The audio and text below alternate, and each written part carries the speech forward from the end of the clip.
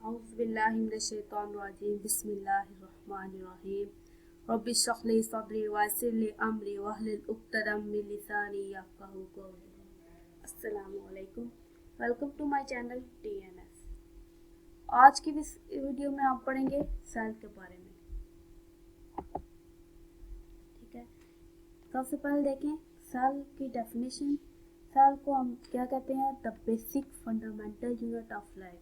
ठीक है, अगर हम इसकी सिंपल डेफिनेशन करें तो सेल की डेफिनेशन क्या होगी? The basic fundamental unit of life, जो ज़िंदगी की इकाई है। ठीक है, वो उससे हम वो क्या है? वो सेल है। यहाँ पर हम इसे दूसरी तरह से इस तरह भी डिफाइन कर सकते हैं कि the basic structure and functional unit of life. Basic structural and functional unit of life, एक पूरा ये जो आपके सामने इंसान खड़ा होता है। ठीक है, जो इंसान है वो उसकी जो इकाई है। ठीक है, अब यानी कि वो बिल्कुल जो उसके अंदर सबसे छोटी चीज़ है वो क्या है? वो सेल है। ठीक है, अगर आपने कभी वो गेम्स खेली हो बचपन में, तो ब्लॉक वाली गेम होती है कि छोटे छोटे ब्लॉक्स को जोड़कर मुख्तलिफ साइज़ के मुख्तलिफ शेप्स के होते हैं, उनको जोड़कर कोई नई चीज़ बनाई जाती है। ठीक है, तो उसमें से वो जो एक नई चीज़ आप बनाते हैं, ठीक है, उसमें क्या है कि जो एक सबसे छोटा जो आपके पास वो होगा, जो ब्लॉक होगा, ठीक है, उसको वो क्या होगी? उसकी इकाई होगी, उसके यूनिट होगा।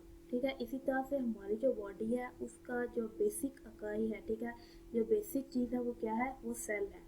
ठीक, तो सेल क्या है? बेसिक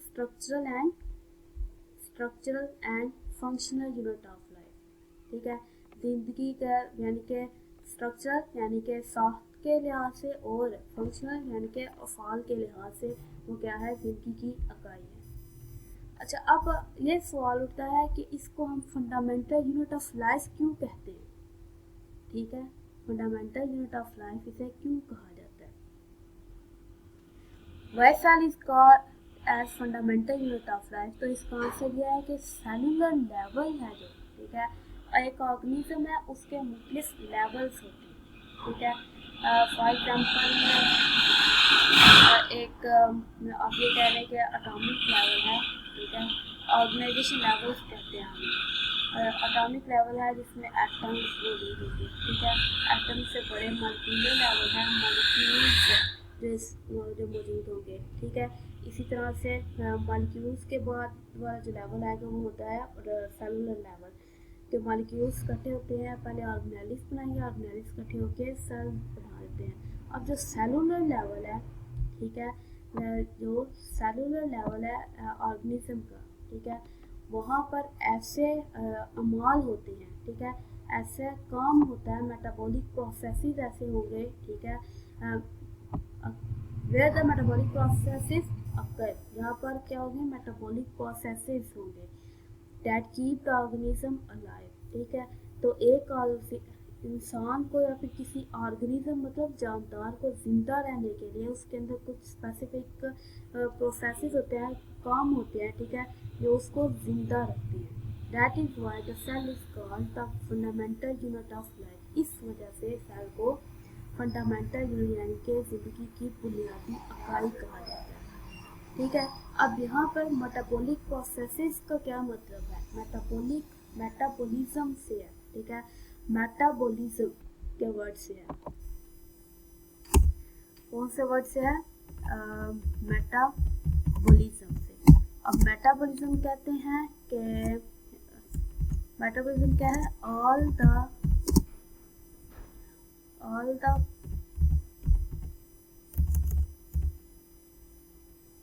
reactions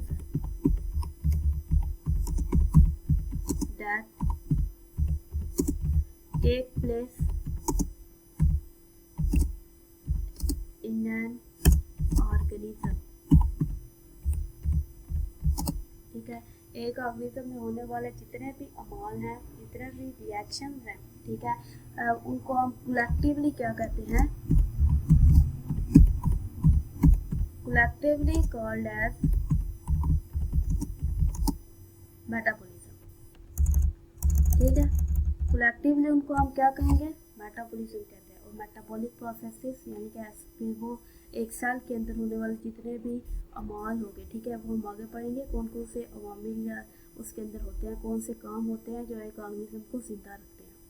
ठीक, अच्छा, अब सेल के दो टाइप्स हैं, ठीक है, हम दो टाइप्स पढ़ेंगे, एक एनिमल सेल है और दूसरा प्लांट सेल। ठीक, तो एनिमल सेल को पहले देखते हैं। तो ये जो आपको डायग्राम नज़र आ रही है ये एक एनिमल सेल है, ठीक है, इसका 3D मॉडल है। ठीक, तो इसमें देखें जो सबसे बाहर है ये वाली जो आपको लेयर नज़र आ रही है, ठीक है, इसको कहते हैं प्लाज्मा मेम्ब्रेन, जो बाउंड्री बनी हुई है। ठीक है, जो बाउंड्री बनी हुई है बाहर वो क्या है, वो प्लाज्मा मेम्ब्रेन है, मेम्ब्रेन, क्लियर है, जो बाउंड करके रखेगी सेल को। ठीक, अब उसके बाद ये देखें सेंटर में न्यूक्लियस मौजूद होता है।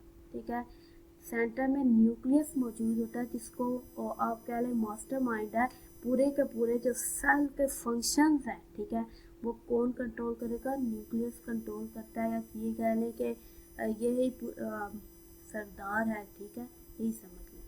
अब सेल जो प्लाज्मा मेम्ब्रेन है, ठीक है, वो और न्यूक्लियस के दरमियान ये सारा, ये नीचे आपको जो येलो कलर का नज़र आ रहा है, ठीक है, येलोविश है, ये साइटोप्लाज्म, इसको हम कहते हैं साइटोप्लाज्म, जो जेली की तरह का ना एक लिक्विड होता है। ठीक है, सेमी लिक्विड फॉर्म है, जेली टाइप है। ठीक है, तो ये जो साइटोप्लाज्म है इसके अंदर ये ऑर्गेनेलिस मौजूद है।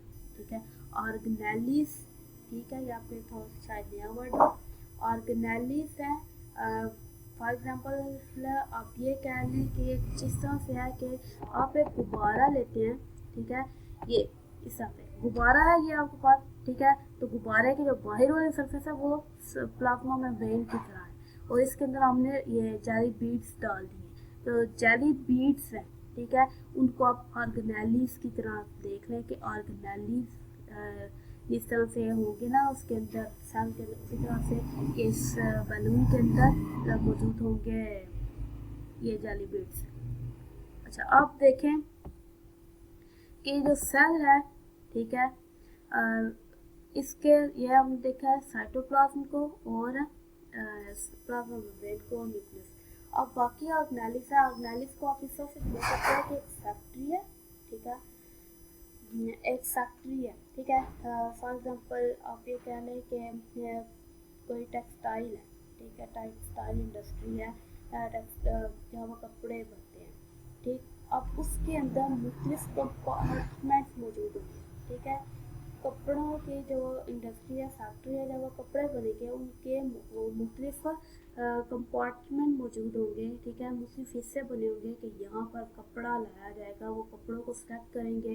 ठीक है, और एक दूसरा अलहदा होगा, एक ऐसा कंपार्टमेंट होगा जिसके अंदर वो डिज़ाइंस बनाएंगे। ठीक है, जो कपड़ों के ऊपर ड्रा करने हैं, या प्रिंटिंग लहदा होगी, मशीन वाला काम लहदा संभालेंगे, पैकेजिंग वाला काम लोग लहदा संभालेंगे। इस तरह से कंपार्टमेंट्स बने होंगे, ठीक है, हिस्से होंगे। इसी तरह से एक सेल है, सेल के अंदर भी छोटे छोटे इस तरह से कंपार्टमेंट बने हुए हैं। ठीक है, तो उसको वो कंसेप्ट आप ले लें ऑर्गेनेलिस का। ठीक है, तो ऑर्गेनेलिस भी इसी तरह से काम करते हैं। ये छोटे छोटे कंपार्टमेंट आपको नज़र आ रहा है, ये गोल्जी अपरेटस है, ये माइटोकॉन्ड्रिया है। ठीक है, ये क्या है जी, ये आपके पास एंडोप्लाज्मिक रेटिकुलम है। ठीक है, ये सेंट्रियोल्स हैं, ये वैक्यूल है, तो ये सारा इस तरह से ऑर्गेनेलिस है, छोटे छोटे कंपार्टमेंट है एक सेल के अंदर। ठीक है, अब देखें ये जो मौजूद है ये एंडोप्लाज्मिक रेटिकुलम। ठीक है, यहाँ वन बाय वन सारे आगे डिटेल में देखते हैं। ये सेंट्रियोल्स है, ठीक है, ये वैक्यूल है, ये माइटोकॉन्ड्रिया, ये छोटे छोटे राइबोसोम, ये जो आपको नज़र आ रहे हैं ना, ये नीचे ये राइबोसोम है। अब आगे देख लेते हैं ऑर्गेनेलिस और उनके फंक्शन। सबसे पहले जी सेल मेम्ब्रेन। सेल मेम्ब्रेन क्या है, एक बैरियर के तौर पर काम करेगी। ठीक है, एक बैरियर है कि कुछ चीज़ों को अपने अंदर से गुजरने देगा, कुछ को नहीं। Shape the cell, maintain the shape of cell, जो सेल की शेप है, ठीक है, उसको मेंटेन करके रखेगी। ट्रांसपोर्ट ऑफ मटेरियल, जिस तरह से एक कमरे का दरवाज़ा या एक घर का दरवाज़ा है जिसे कोई अंदर या बाहर आता जाता है, तो इसी तरह सेल मेम्ब्रेन है जो वो गेट की तरह काम करती है। उससे मटेरियल सेल के अंदर और सेल से बाहर उनकी ट्रांसपोर्ट की जाती है। इसी तरह से जो साइटोप्लाज्म है, जो फ्लूइड मौजूद होता है, ठीक है, वो क्या करता है, एक मीडियम प्रोवाइड करता है सारे ऑर्गेनेल्स को कि आप यहाँ काम कर सकते हैं, ठीक है। जिस तरह से कोई कंपनी है वो एम्प्लॉयज़ को हायर करती है और कहती है कि आप यहाँ काम कर सकते हैं, ठीक है। अब और hold internal material of cell, और सेल के अंदर जितना जो मटेरियल है, जितने ऑर्गेनेल्स हैं और जितने न्यूट्रिएंट्स मौजूद होते हैं, वो सारे के सारे साइटोप्लाज्म की वजह से वहाँ मौजूद होते हैं, यानी कि वो साइटोप्लाज्म के अंदर मौजूद होते हैं, कुछ डिसॉल्व फॉर्म में और कुछ अनडिसॉल्व फॉर्म में। अब आ गया जी न्यूक्लियस। न्यूक्लियस क्या है, control system of cell, cell का कंट्रोल सिस्टम है, ठीक है। कंटेंट हाइड्रेटेड मटेरियल, जो विरासती मादा होता है, ठीक है, उसको ये रखेगा, ये न्यूक्लियस के अंदर मौजूद होगा, ठीक है। ये एनिमल सेल की बात हो रही है, ठीक। विरासती मादा क्या है, डीएनए, जो डीएनए है वो न्यूक्लियस के अंदर मौजूद होगा। उसके बाद है माइटोकॉन्ड्रिया। माइटोकॉन्ड्रिया क्या है, ये देखिए, ये माइटोकॉन्ड्रिया, ठीक है। अगर आप ये देखिए, ये माइटोकॉन्ड्रिया, ये जो इसके आपको ये जैसे कवर हाफ नजर आ रहा है ना, अब ये इसको एक कैप्सूल की तरह ही देखें, ठीक है। तो कैप्सूल को आप ये समझे कि यहाँ से काटा हुआ है थोड़ा सा, तो माइटोकॉन्ड्रिया को भी हमने इसी तरह से कुछ ये क्रॉस सेक्शन उसका किया है, ठीक है, उसका सेक्शन कट किया है, तो हम ये अंदर उसके देख पा रहे हैं कि इसके क्या क्या है। तो ये सारा माइटोकॉन्ड्रिया है, ठीक है। माइटोकॉन्ड्रिया को क्या कहते हैं, power house of the cell, क्योंकि ये क्या बनाता है, एनर्जी बनाएगा, ठीक है। उसके बाद है जी एंडोप्लाज्मिक रेटिकुलम। एंडोप्लाज्मिक रेटिकुलम है जो उसका दो मेन फंक्शंस हैं। ये है जी, ये देखें, ये न्यूक्लियस है, ठीक है। तो ये न्यूक्लियस के अंदर न्यूक्लियोलस मौजूद होता है, जिसका काम होता है राइबोसोम बनाना, ठीक है, ये राइबोसोम बनाता है। अच्छा, अब देखें, ये इसके साथ है, ये क्या है, ये जो आपको नज़र आ रही है, एक मेम्ब्रेन सी नज़र आ रही है, ठीक है। तो ये क्या है, एंडोप्लाज्मिक रेटिकुलम, ठीक है। दो तरह की होती है, एक होती है रफ एंडोप्लाज्मिक रेटिकुलम और एक होती है स्मूथ एंडोप्लाज्मिक रेटिकुलम। जो रफ एंडोप्लाज्मिक रेटिकुलम होते हैं उसके ऊपर ये राइबोसोम जुड़े रहते हैं। ये देखिए, ये जो येलो कलर के आपको नज़र आ रहे हैं, ये राइबोसोम्स हैं। स्मूथ के ऊपर इस तरह का कोई राइबोसोम वगैरह अटैच नहीं होता, ठीक है। तो ये कह लें कि जो रफ है वो दानेदार होती है और स्मूथ जो है वो दानेदार नहीं है, इस वजह से इसको स्मूथ और रफ कहा जाता है। अब देखिए, जो राइबोसोम है ना, उसका काम होता है सिंथेसिस ऑफ प्रोटीन, प्रोटीन बनाता है, ठीक है।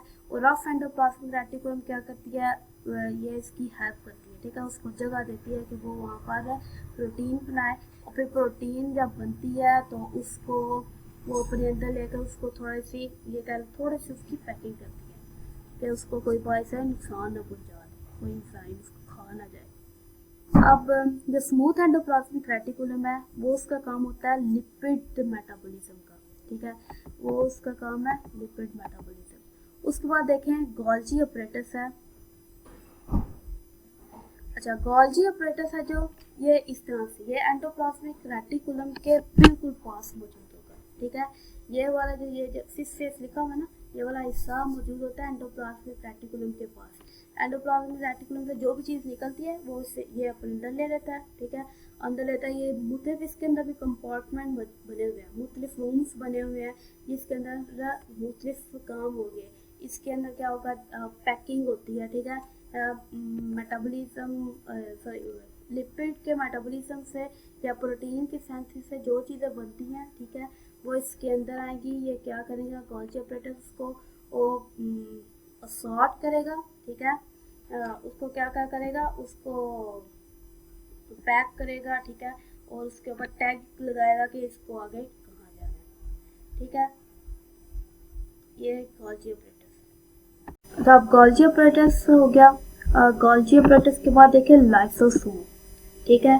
गोल्जी अपरेटस के अंदर क्या होता है, पैकेजिंग होती है, असॉर्टमेंट होगी, उसके बाद लाइसोसोम है। लाइसोसोम ये वैक्यूल ही है, ठीक है, एक वैक्यूल ही है। ये सुसाइड जो मिलेगा स्पेलिंग गलत है।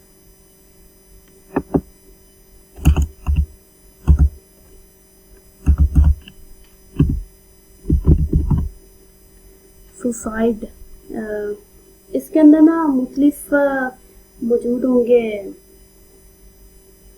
जो इंजाइम्स मौजूद होते हैं, ठीक है, हाइड्रोलैक्टिक इंजाइम्स होते हैं। हाइड्रोलैक्टिक इंजाइम्स जो हैं वो क्या काम करते हैं, वो एसिडिक कंडीशंस में काम करते हैं।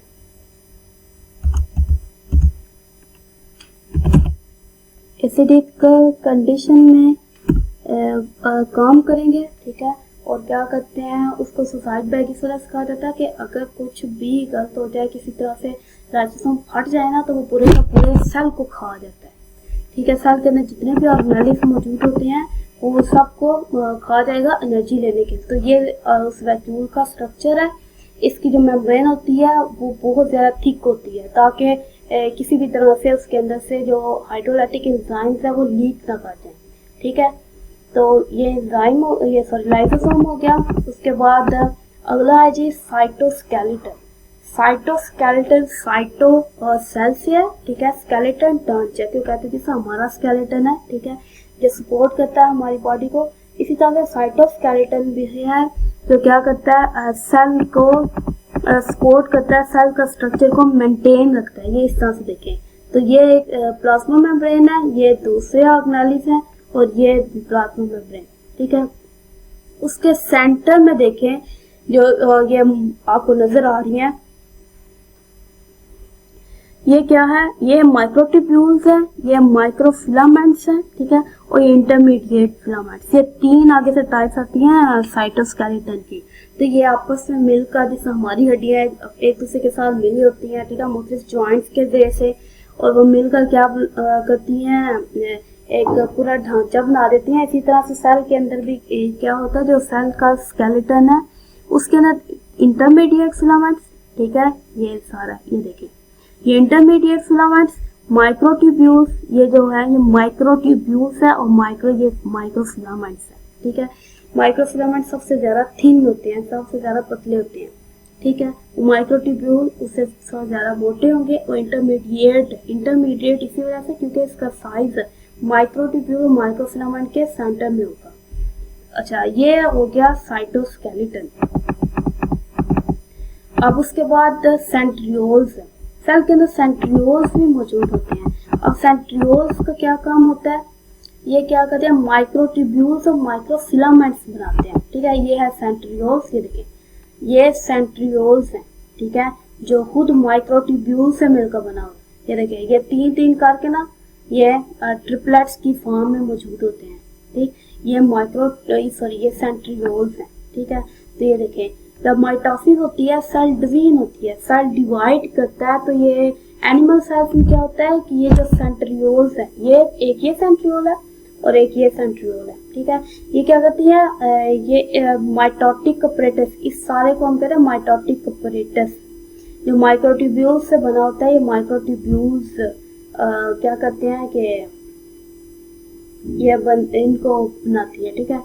अब ये माइटोटिक अपरेटस की वजह से ही क्या होगा कि जो न्यूक्लियर मटेरियल है वो डिवाइड होता है। तो ये बड़ा कंपल्सरी है और बड़ी इम्पोर्टेंस रखता है। आगे जब आप आहिस्ता आहिस्ता सीखते जाएंगे तो आपको मज़ीद पता चलता जाएगा कि अल्लाह ताला ने देखिए अल्लाह ताला ने हमारे में कितनी ज़्यादा ये रखी हुई है, मॉडिफिकेशन रखी हुई है। एक छोटा सा सेल जिसे आप देख भी नहीं सकते आम आँख से, ठीक है, तो उसके अंदर इतने छोटी चीज़ें मौजूद हैं जिनका बड़ा एक ज़रूरी काम है। हर एक का कोई भी चीज़ फजूल नहीं होती, ठीक है, हर एक चीज़ का कोई मकसद होता है। अब आगे देखें, अगला है जी वैक्यूल।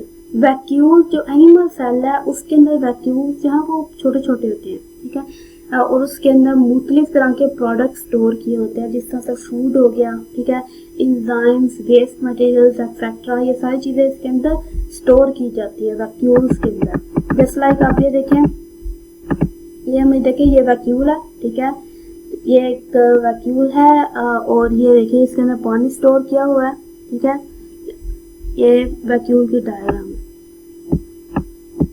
अब आगे हमारे पास एक लास्ट रह गया, वो है राइबोसोम, वो हम पहले पढ़ चुके हैं वैसे, सिंथेसिस ऑफ प्रोटीन जिसका काम है, ठीक है। ये सारे के सारे एसेंशियल ऑर्गेनेल्स हैं। ये देखें ये राइबोसोम है। राइबोसोम के दो तरह के राइबोसोम होते हैं, या तो वो एंडोप्लाज्मिक रेटिकुलम के साथ अटैच आते हैं या फिर वो फ्रीली मूव करते हैं, फ्रीली उसके अंदर मौजूद होते हैं साइटोप्लाज्म में। तो जब फ्रीली मौजूद होते हैं या फिर अटैच होते हैं तो ये उसके ना दो सब यूनिट्स होते हैं, ठीक है। ये जो नीचे वाला है ये होता है स्मॉल सब यूनिट और ये ऊपर वाला होता है लार्ज सब यूनिट। ये जब दोनों मिलते हैं राइबोसोम ये एक पूरा बन जाएगा, ठीक है। तो इसके अंदर से ना ये जिस तरह से एक कोई जिप है, जिप की तरह से आप ये कह लें कि ये क्या करता है, या फिर आप ये जो पिलर होता है ना, ठीक है, जिसे हम क्या करते हैं सब्जियों वगैरह का छिलका उतारते हैं, ठीक है। तो ये इस तरह से आप कह लें कि ये इसके अंदर से आरएनए गुजरता है, मैसेंजर आरएनए गुजरता है, ये उसके अंदर ऊपर से ऐसे पिलर की तरह गुजर जाता है, ठीक है। पिलर की तरह ये पीछे की तरफ जाएगा और आगे से इसके अंदर से आरएनए निकलेगा। आरएनए तो निकलेगा लेकिन साथ साथ इसके ऊपर से क्या निकलेगा, प्रोटीन निकलेगी, यानी कि पॉलीपेप्टाइड चेन निकलती है एक। इस हिसाब से आपने नीचे इसके क्या रखा है, चलो ये कह लो ये पिलर है आपके पास, ठीक है। और पिलर है, इसके जो आरएनए है उसको फर्ज कर लें कोई आपके पास कुकम्बर है, ठीक है। आरएनए इसके अंदर जाएगा, आप ये क्या करें पिलर इसके ऊपर से चलाएंगे, जो नीचे से होगा आपके पास जो कुकम्बर है उसके छिलके के बगैर वो आगे निकल जाएगा, उसका छिलका इधर निकल आएगा, जो छिलका होगा उसको आप पॉलीपेप्टाइड चेन समझ लें, ठीक है। तो इस तरह से प्रोटीन सिंथेसिस होती है। ये तो सिर्फ समझाने के लिए, वैसे ऐसा होता नहीं है। आप ये ना पेपर में लिख लेना कि वो जिस तरह से छिलका उतरता है उस तरह से सारा कुछ हो गया। तो ये इधर तक हमने तकरीबन कितने हमने पढ़ी है, 11 हमने एसेंशियल जो होंगे, एसेंशियल जो ऑर्गेनेल्स है एनिमल सेल के वो हमने स्टडी कर ली है। अभी हमने इनका बहुत ब्रीफली स्टडी किया। ये 9th क्लास के लेवल तक का है, इंशाल्लाह इसको 1 by 1 हम डिटेल में पढ़ेंगे। अगर आपको वीडियो कोई समझ आई है, कोई सीखा है तो सब्सक्राइब करें चैनल को, फ्रेंड्स के साथ शेयर करें। इंशाल्लाह नेक्स्ट वीडियो में मिलेंगे। अल्लाह हाफ़िज़।